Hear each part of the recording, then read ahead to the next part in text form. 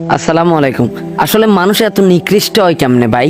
আপনারাই কন, এ আমাদের কেন শাইখ আহমদুল্লাহ হুজুরের লগে কেন একটা বেগানা নারী রে কোন হালার ঘরে হালা, আসলে যে হালার ঘরে হালা এডিটিং করে লাগাইছ তুই তোর কেন মায়ের অরিজিনাল সন্তান ন, তুই তোর মার কোলাঙ্গার সন্তান, তোর মা তোর জন্ম দিছে। আসলে কেন কইতাম যাইলে খারাপ, তোর মা তোর কন্ডম ছাড়া তোর জন্ম দিছে।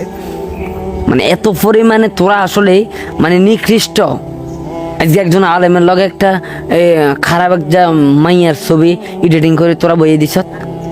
তোরা আসলে কেন মানে ইসলামটার কি ধ্বংস করতে চাস? মানে কিতে চাস তোরা আমার ক? যে লোকে ছবিটা এডিটিং করছে ওই লোককে অতি দ্রুত কেন আপনারা আইনের আয়তায় আনেন। আমি সবার উদ্দেশ্যে বলতেছি যে যদি পারেন এর আইনের আয়তায় আনেন। আসলে এদের কারণে কেন ইসলাম ধ্বংস হয়ে যাইতেছে। আজকে একজন আলেমের সাথে এইভাবে একটা নারীর আনি কেন এডিটিং করি, এডিটের মানে কি একটা অবস্থা ভাই। আরো ক্যাপশন দিয়েছি কি আমাকে কেমন লাগে, মানে এত পরিমাণে কেন মানুষ কেমনে নিকৃষ্ট হয় ভাই আপনারা কন।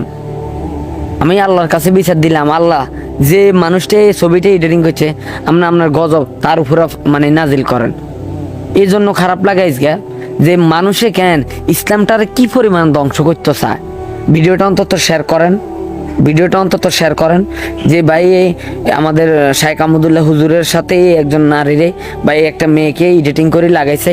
আমি শুধু তার শাস্তি চাই, তার শাস্তি চাই, আর কিছু না।